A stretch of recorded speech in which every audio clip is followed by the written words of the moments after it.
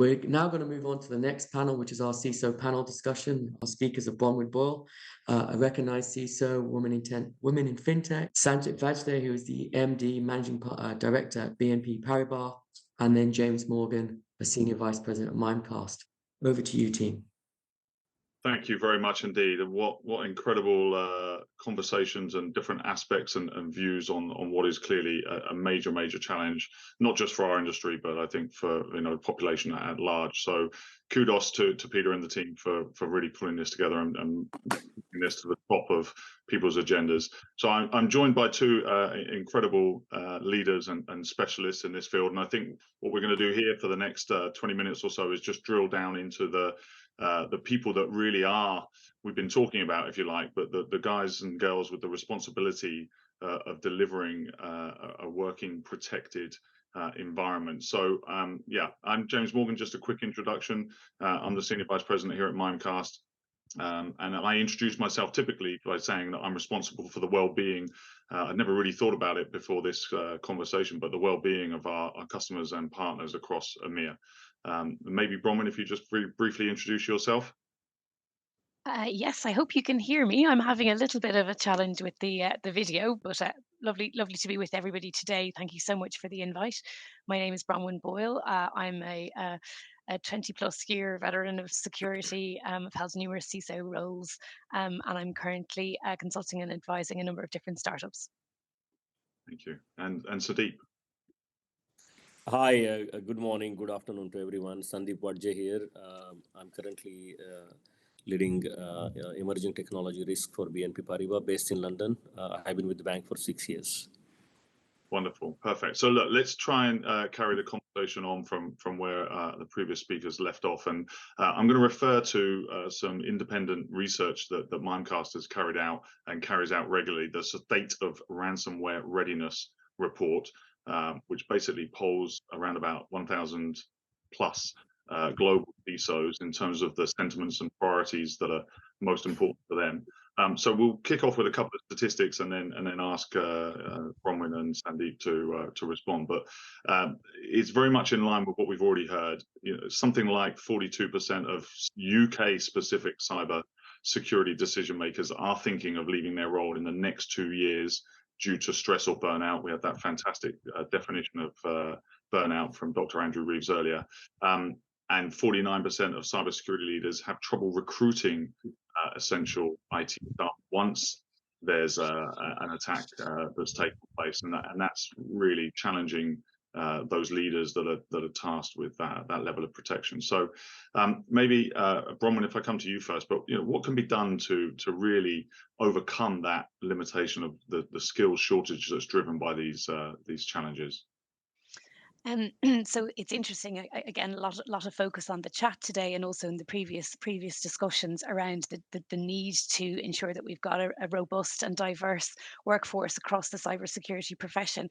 So it really is quite worrisome when we see these types of statistics saying that the pressure of the role, pressure of the industry is actually driving people away. We just can't afford that kind of brain drain. I think initiatives like this are a huge positive step forward for us to work as a community to address that. It's been interesting. I think many of us have suffered from burnout in one shape or form, and I think the idea that we can actually be open, be vulnerable, and be supportive collectively and collaboratively, I think, is part of our defense. It's nearly that viral herd immunity of resilience through collaborating and working together. Yeah, perfect. And Sandip, how do you view that from your perspective? Sure. Yeah. So I think one is obviously the diversity angle, and then specifically there's a lot being talked about in terms of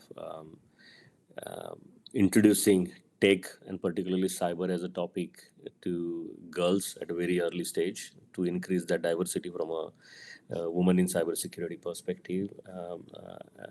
That has been essentially the issue, that we haven't been very proactive about getting more women in cyber in terms of, and then to get more women in cyber, you need to get more women in tech as well.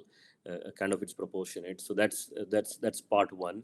Second is when you look at burnout, and I think I can start the conversation with focus on two topics. One is there is a lot of information overload in cybersecurity. So I think largely also due to duplication. And so we end up analyzing way too much information than we have to. That creates some sort of burnout for people, because then, you're looking at 10 different sources to make a qualified opinion. So essentially the whole digital detox. And second is, I would say, the clarity of jobs, because the field is evolving so fast. If you look at, for example, something that SFI did 6-7 years back, which has not been, skills for information age. It's a non-profit society, and what they have done is they have essentially done a lot of good work to bring clarity on the right job descriptions and activities and how that can be measured. I think that's an issue here. Is the field is evolving fast. People get too much on their plate, and then the job descriptions, how their performance is assessed, is also not probably clear. But it's across the industry. It's not specific to one particular organization, because take an example of the technology evolution, whether it is generative AI or etc. You then end up having your job is changing fast, new opportunities are coming, and then you don't know how to deal with it. Yeah, very interesting indeed. And I think hiring the right people is one challenge in getting that diverse and passionate and connected workforce that really come together to do their best work. But then retaining and keeping is kind of another key aspect. So how do you as leaders look at those individuals and those teams and manage them, and is there more of a collaboration with HR business partners? Maybe again, if you, Sandip, if you have the mic on that. Sure. So as line managers, of course, there is very thin line between showing empathy and sympathy and end up being a psychiatrist. So you really need to find the right balance. What you don't want to do is almost end up being a counselor, when that can be effectively handled by different, essentially, resources that exist within your firm. And I think cutting across the industry, I would say, as far as at least in the tier 1 or the enterprise segment, I can clearly say that most of them have anonymous helplines. Most of them have different, mental or health well-being programs. So I think it's very important to find that balance. You should show empathy and sympathy to your employees, but then you should keep in mind to leverage the organizational resources when necessary to then advise, your staff to say, hey, you know what, maybe you should explore this, or maybe you should go for some, complimentary sessions, well-being sessions with certain nominated, organizations. That's the way to look at it. But I do see this quite often, that conversation goes on the other side, and you are almost like, and that's where the conflicts come as well. So I think it's very important to keep in mind, be a good leader, show empathy, sympathy, but when it comes to the deep issues, make sure then you offer support to the individual and leave that individual to kind of explore what the best options for them are. Yeah, wonderful. And I think it's probably expected to an extent with larger organizations that those support mechanisms and facilities are in place. Bronwyn, any experience with, you talked about some startups and smaller companies, how do they cope in that kind of situation and scenario? Yeah, I think, they can be very stretched. They don't necessarily have the resources. And again, I think, a recurring theme that we're drilling down on is those differing expectations of what security teams need to cover and do. That can put an immense pressure, particularly on new companies, new teams that are kind of forming and norming, while still having to kind of have the same level potentially of protection against attacks as more mature and established organizations. So I think, again, there is a wealth of kind of free opportunities out there, and I've loved seeing some of those highlighted in the chat here. I think one thing we don't do particularly well, or maybe that we could do better on as an industry, is actually making those resources easily available and collating them and making them kind of publicly accessible. I find I spend a lot of time kind of researching bits and pieces, and then I kind of collate stuff, and I'd love to kind of contribute it to a broader body of industry knowledge, if that makes sense. So little shout out if anybody wants to do a side project on that. I'd be happy to look into it. I think the other piece as well, though, I think it's important, and echoing what Sandip has said, diversity is absolutely critical, and we know this. We are doing better at opening the profession up to a broader, diverse set of individuals. But I think we have a lot more to do. And again, Jane, I'm a big fan of Jane Franklin, and she's just posted in the chat to say that she's doing some great work collating stuff, so that's awesome. But Jane has also done some extraordinary work again on women in cyber and how to support women in cyber. And it's a sobering statistic that she cites. Over 50% of women will leave tech mid-career because we're not really yet capturing that retention element. So I think, again, we need to look at kind of how we are inclusive, how we get folks in the door from those diverse backgrounds, but how we make an environment psychologically safe, how we make it kind of, interesting, how we make it a kind of inclusive and supportive space for people from all different backgrounds to thrive. Yeah, absolutely, and I think that clearly starts from the top, depending on it doesn't matter how big an organisation is. Really, it's what we're certainly seeing is an awful lot more.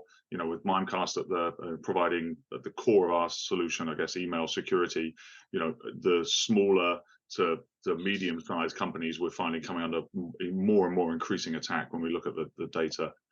So it's really hackers on a large scale going to that angle, which is a clear challenge for small and medium-sized organizations.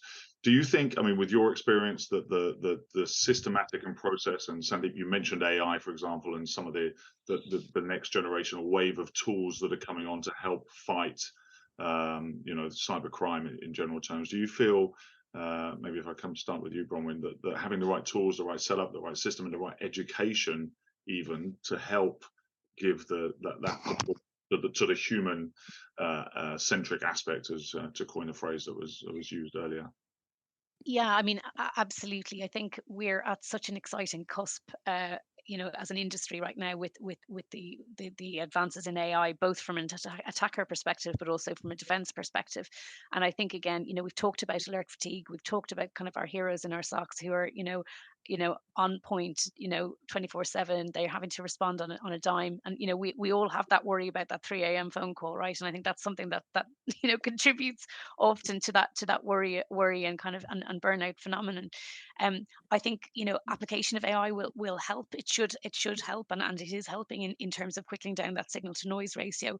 But I also feel we are also probably just stepping into a bit of a brave new frontier where the attackers are probably going to move more quickly than we are, right? So our defensive capabilities are going to take longer, I think, to embed. And I think at the moment, again, it's back to that human-centric security approach where we need to tell people how to be aware of deepfakes, how to kind of be more critically aware of the content that they're engaging with, be it online, be it on their phone, and really kind of trying to kind of use our individual kind of senses and critical capabilities as a defense while that asymmetry is progressing. Yeah, and of course, I mean, we talked about sort of resilience and how critical that is in terms of a skill set. But Sandip, the combination of people and tech, and of course the complexity, the time it takes to roll tech out and respond, is, I guess, something that's top of mind and for people like yourself. Yeah, so I think I just want to follow up on the two excellent points Bronwyn had. So one is, I think there is a bit of a stigma associated with mental health. It's, go around, people will have no hesitation to say they just went through chemotherapy, but they'll not accept that they have depression, they have anxiety. So I think that's a big issue. And this is not just cyber, this is an issue in the society where we are essentially not able to be very upfront saying, I'm going through depression, or I'm having anxiety, I'm having to deal with anxiety issues. I think that we need to encourage that, are you okay? Are you going through something? Even if, someone is smiling and looking all right, there is no harm asking someone if they're really doing okay. So I think that is something we should encourage. Second is, I think not having standardization, particularly in cybersecurity. And I talk this a lot. If you look at healthcare professional, if you look at essentially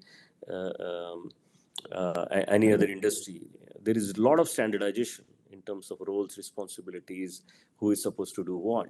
And you go around and you look at a CISO organization chart and you're amused, like why does this CISO has 4 different kind of heads of the function versus another one? So that standardization would also help essentially get some structure in the industry. It's the same IT, we are solving the same problems, but cyber is unique in terms of the way different standards, different organizational structures are applied. That also creates that complexity, and then creates that, challenges for individuals like, oh, I just moved from somewhere else, and completely 2 different worlds. Yeah, very interesting. I think it's clearly very valid points. I think the other aspect I just want to dig on there, you talked about the stigma that's attached to mental health per se, which is I think, as you say, societal challenge and issue. But if we maybe dig into things like the blame culture, because I've spoken to CISOs who've told me, kind of off the record and coffees and so on, that they even hide attacks from board members and from execs. They want to kind of keep it under wraps. So just the fact that the actual activity and the protection, because of a blame culture and because of that fear, and actually maybe not getting to sleep, not thinking in the right way, or just not getting the support from leadership. I know there was a lot of chats around getting execs to understand it, and how do we move up the chain as well as within our own team. So do you feel that that's something that equally needs to be dealt with? I fully agree. Means without specifically naming individual, the Uber situation was a wake-up call. The individual was just doing their job, but essentially how it essentially landed up where it landed. So I think it's an issue. I won't deny it. I can tell a story when I was actually on the vendor side, and I walked into a meeting with CISO, and I was going to tell them the issues with their IT estate. And the gentleman said, please don't share this with me, because if you share this with me, I'll have to do something about it, and I just don't want to know about it. So this is very true. It's an issue, and that's where then sometimes people are very hesitant to actually even to explore unknown, because they don't know what they're going to discover, and then it essentially becomes another stressful kind of engagement for them.